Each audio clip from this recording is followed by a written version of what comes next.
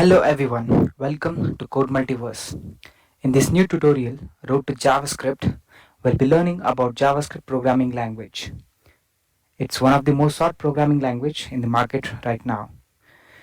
You can use JavaScript to build front-end applications using React.js, AngularJS, Vue.js, Svelte, etc. You could write backend logics in Node.js, which again uses JavaScript. Testing frameworks such as Mocha or Just use JavaScript too, thus making it one programming language which will help you to master both front-end and back-end coding.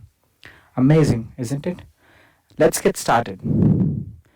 JavaScript, as described on developer.mozilla.org, is lightweight interpreted or just-in-time compiled programming language with first-class functions. Let's split that sentence and try to understand it better. So we are going to talk about meaning of just-in-time compilation and first-class functions. Just-in-time compilation or JIT would mean running your code during execution of program at runtime rather than before execution. Example, if you want to execute a Java file, you need to compile it first and then another file with same name but an extension of that class would then be used to execute the code you wrote. Well, this is not the case with JavaScript. You write your code in a file with .js extension and execute it.